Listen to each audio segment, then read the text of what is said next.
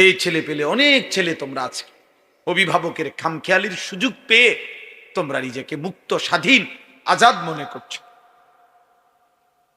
এর মূল কারণ হলো অভিভাবকের গাফলত।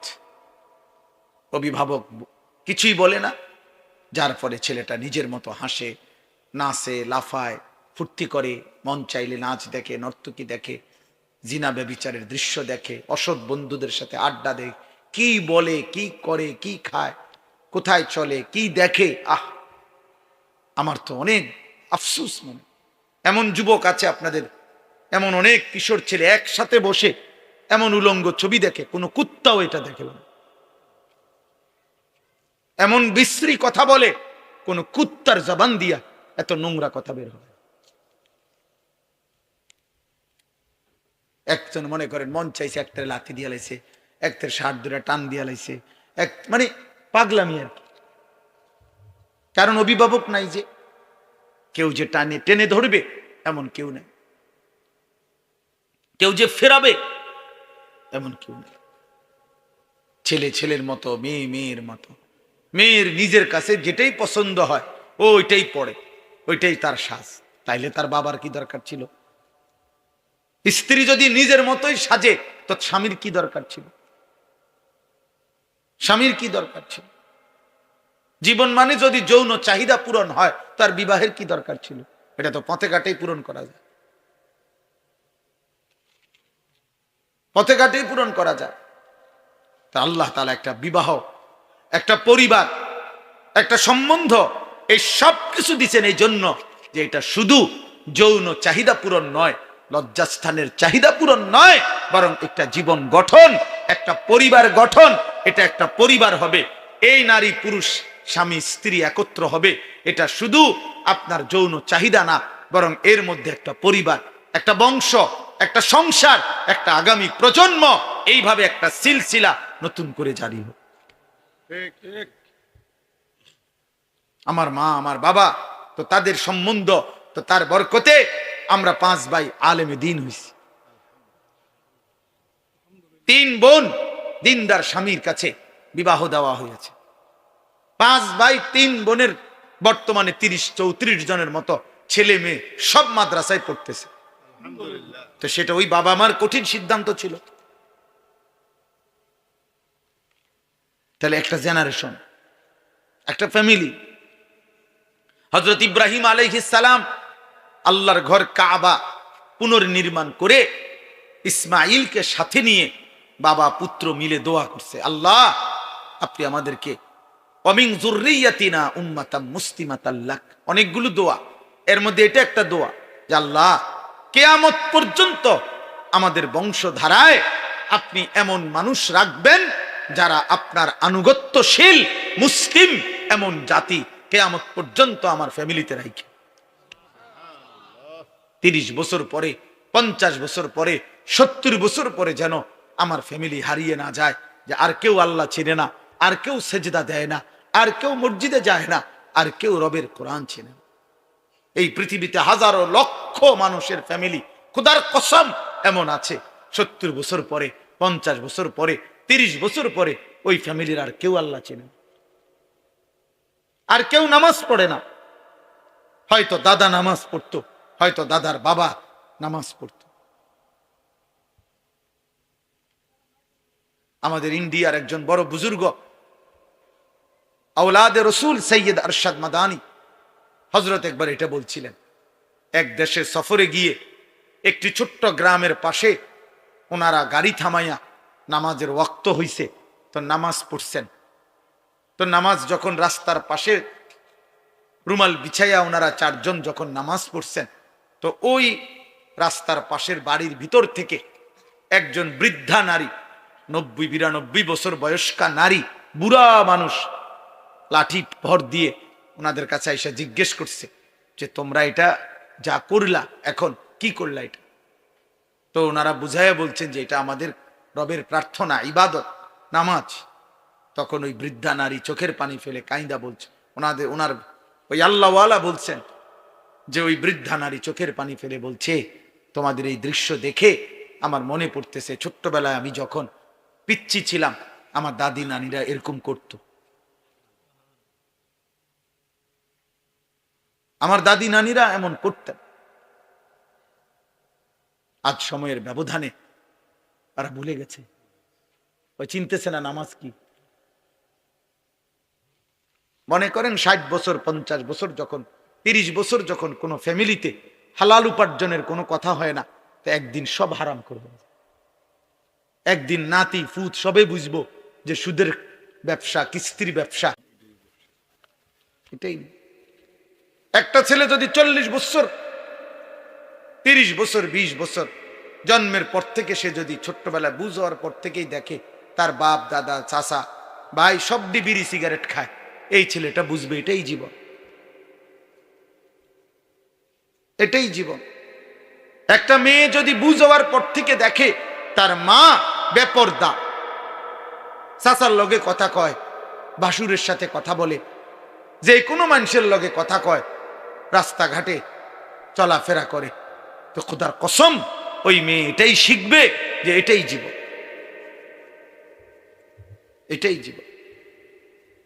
এই জন্য আজকে আমি প্রথম আপনাদের কাছে এই বালিকা মাদ্রাসা মুসলমানের মেয়েদেরকে দিন শিখায়, মুসলমানের ছেলেদেরকে আলাদা দিন শিখায়।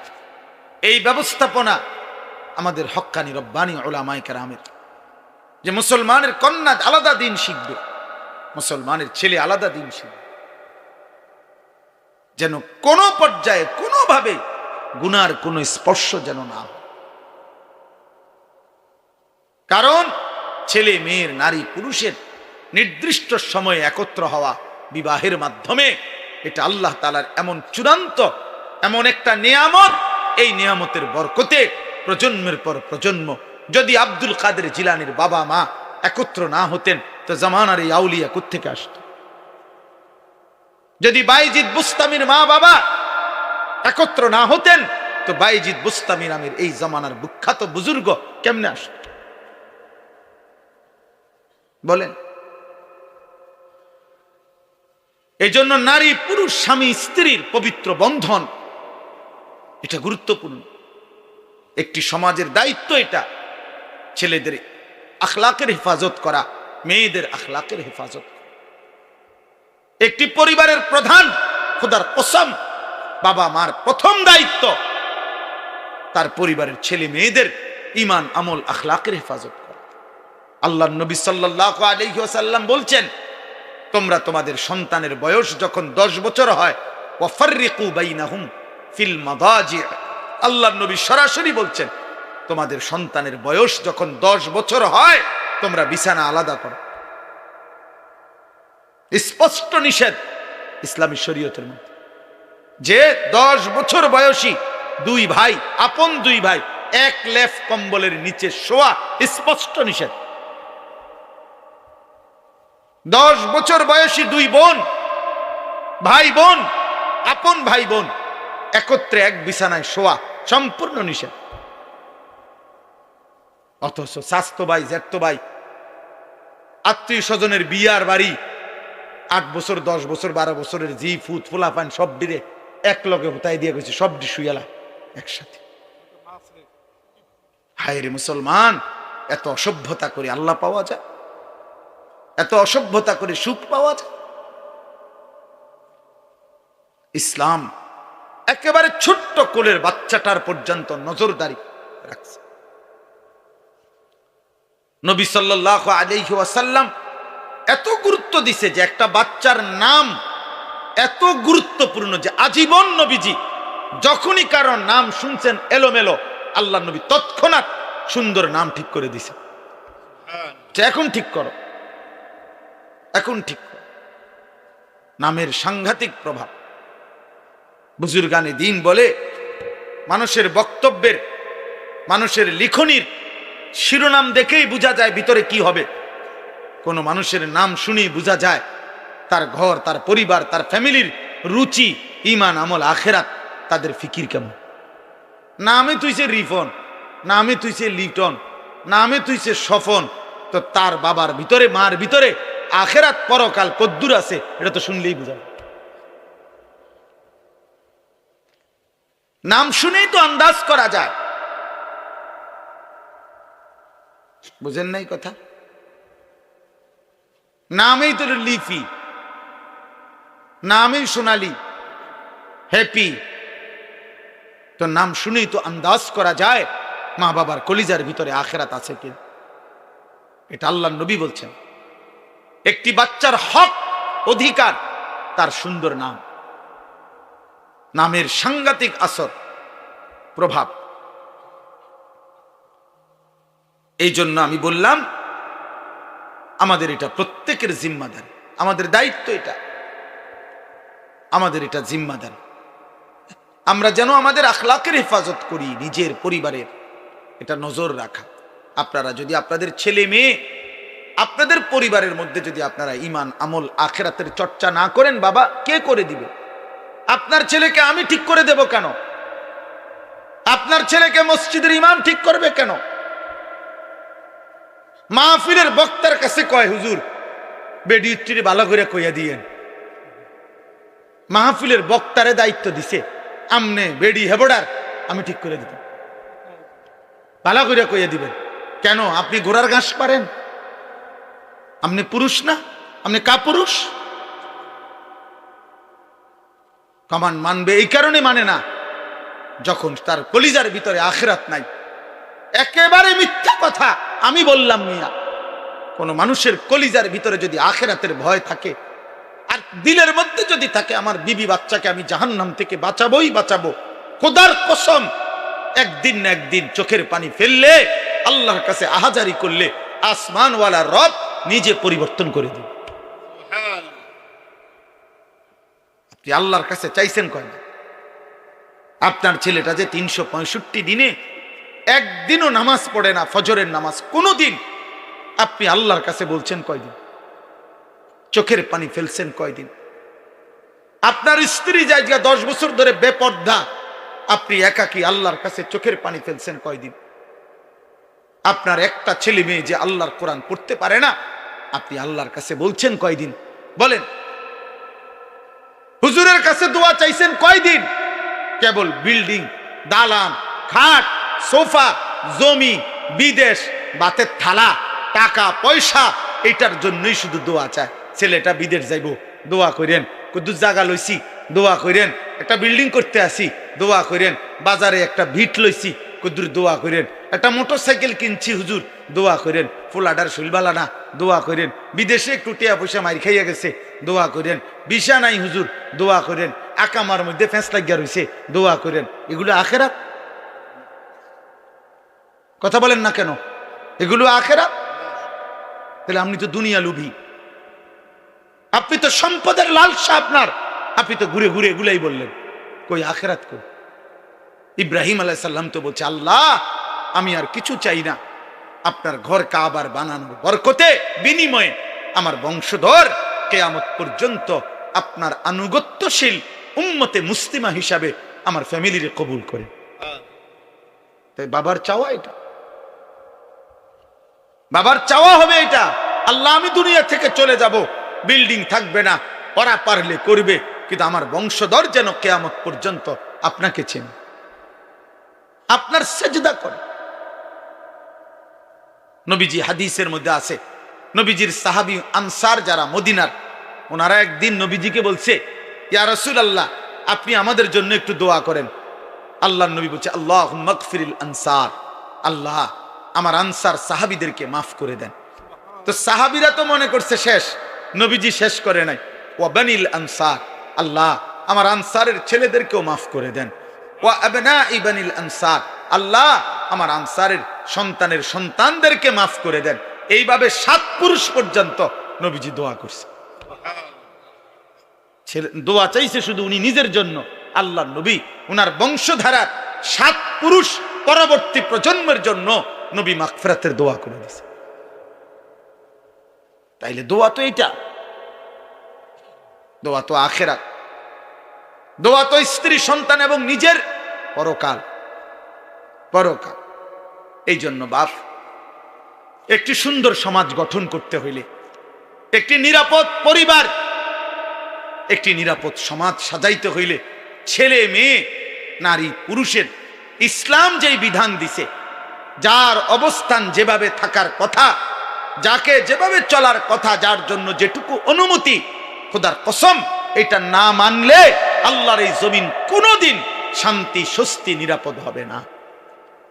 একটি সমাজের গুরুত্বপূর্ণ অংশ হলো এটা। নারী পুরুষের চলা ফেরা, উঠা বসা, আচরণ শরীয়ত মোতাবেক চলা। ছেলে মেয়ে যদি অবাধ চলে, নারী পুরুষ যদি অবাধে চলে, কারো মধ্যে যদি পর্দা, সতীত্ব, ইজ্জত এর কদর না থাকে, প্রত্যেকেই যদি যার যার মন মতো নিজের চাহিদা পূরণ করে, যে যার সাথে যেমনে সুযোগ হয়, তাইলে খোদার কসম একটি সমাজ পবিত্র হবে না।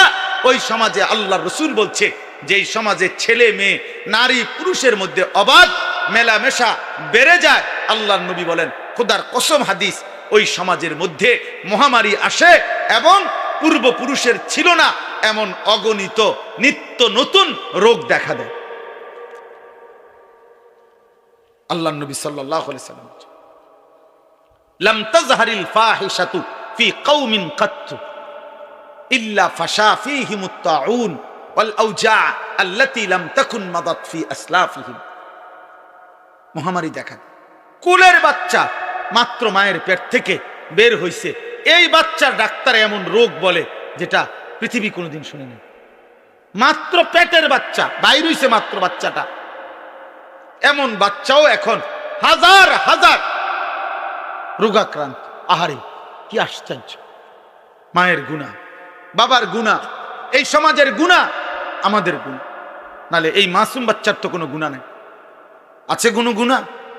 আমাদের গুনাহ, আমাদের পাপ আমাদের বাচ্চার জীবন অস্থির করে দিছে। এই জন্য আজকে আমি যে সূরাটা পড়ছি, আমার মূল বক্তব্য এই কথাটা বুঝানো আপনাদের কাছে। এই একজনই বুঝেন, একজনই বুঝেন। এই বালিকা মাদ্রাসা আলাদা, ছেলেদের মাদ্রাসা আলাদা। মুসলমানের কন্যা দিন শিখবে আলাদা, মুসলমানের মেয়ে ছেলে দিন শিখবে আলাদা। নারী পুরুষের শরীয়তের যেই সীমারেখা, এটা যেখানেই লঙ্ঘন হবে সেখানেই ইনসান আর ইনসান থাকবে না, পশু হয়ে যাবে, পশু হয়ে যাবে। এই জন্য ইসলামী শরীয়তের মধ্যে সবচেয়ে কঠোর, কোন মুসলমানদের উপরে, মুসলিম সমাজে ইমানদারদের যত পাপ আছে, এই সমস্ত পাপের মধ্যে সবচেয়ে ভয়ানক, ইসলামের শরীয়তে, কোরআনে, আল্লাহর বিধানে সবচেয়ে ভয়ানক শাস্তি হলো জিনা এবং ব্যভিচারের শাস্তি। ইসলামের এই বিধানের চাইতে কঠোর শাস্তি অন্য কোনো আমলে নাই, বিধানে নাই। বুঝছে? ইসলামে যত শাস্তি আছে তার মধ্যে ব্যভিচারের শাস্তি, নারী পুরুষ ছেলে মেয়ের অবাধ মেলামেশা, এটার শাস্তি সবচেয়ে জঘন্য। এই জন্য আসমানের নিচে জমিনের উপরে মুসলমানের দ্বারা হতে পারে সবচেয়ে জঘন্য পাপ কোনটি? জিনা, ব্যভিচার। ব্যভিচার আল্লাহ তাআলা এটা কোনোভাবে মেনে নেয়। হাদিসের মধ্যে আছে, আমি যে হাদিস পড়ছি, মা মিন আহাদিন আগিয়ারু মিনাল্লাহ আন ইয়াজনিয়া আবদাহু আও আন তাজনিয়া আমাতাহু। নবীজি বলেন, আল্লাহ তাআলার সবচেয়ে বেশি গুসা হয় জমিনের কোন পাপে? আল্লাহ বলেন, কোন পুরুষ যখন, নবী বলেন, কোন পুরুষ যখন জিনা করে, কোন নারী যখন জিনা। আজকে আপনাদের এই ছেলেদেরকে জিজ্ঞেস করেন যে বাবা, আল্লাহকে সাক্ষী রেখে বলো, এই মুশরিক বেঈমানের মতো এই ফ্যাশনেবল চুল তুমি রাখছো কারে দেখাইতে? গরুরে দেখাইতে, না ছাগল রে, না বুড়া মানুষের দেখাইতে? বলবে তার কলজা ছিঁড়ে আপনি বের করলে দেখবেন কোন মেয়েকে দেখাইতে। আর কোনো কারণ নেই, আর কোনো কারণ নাই, আর কোনো কারণ।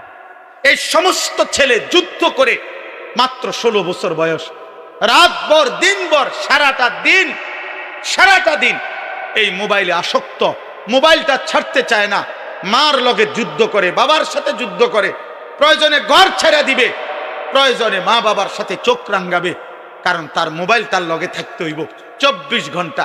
তার জিজ্ঞাসা করেন, তার কলিজাটা খুলে দেখেন, তার কলিজাটার ভিতরে নারীর আসক্তি, জিনার ব্যভিচারের আসক্তি, সারা রাত উলঙ্গ ছবি আর নর্তকী দিনভর দেখার জন্য এই হাইওয়ান 24 ঘন্টা মোবাইল ব্যবহার করে। আর কোন 16 বছরের কোন বাচ্চার 24 ঘন্টা বড় মোবাইলের কোনো দরকার নেই। 18 বছরের একটা ছেলের এত লম্বা টাইম মোবাইলের দরকার নেই। বলে পড়ালেখার কাজ আছে, তো পড়ালেখার কাজ রাত 12টার পর থেকে সকাল 8টা পর্যন্ত তোর কোন পড়ালেখা? ওই সময় জমা দে তোর বাপের কাছে এটা। হ্যাঁ এখন বলে হ্যাঁ আমি জমা দিলাম, এখন জমা দে, তোর মায়ের কাছে জমা দে। ওই প্রয়োজনে মারে গুলি করব, ওই প্রয়োজনে বাপেরে গুলি করবে, কিন্তু মোবাইল দিবে না। কারণ এর মধ্যে যে তার নারী, এর মধ্যে যে তার উলঙ্গ ছবি। আপনারা দেখেন না আপনাদের ছেলেদের মাত্র 16 বছর, 18 বছর না হতে সাফা ভিতরে ঢুকে গেছে, কালো চেহারা, বেনামাজি, নিকৃষ্ট। আরে বেনামাজি, খোদার কসম, যে ব্যক্তি জিনায় আসক্ত, যার নামাজ ছুটে যায় বেশি, তার ভিতরে নিশ্চিত নারীর প্রচন্ড হারাম আসক্তি, এটার অভিশাপ। এই অভিশাপের কারণে আমরা কিতাবে পড়ছি হারাম প্রেম, হারাম ইশক, হারাম ইশক মানুষকে নামাজ ছুটায় দেয়, আল্লাহ ভুলায় দেয়, মুশরিক বানায় দেয়, মুশরিক।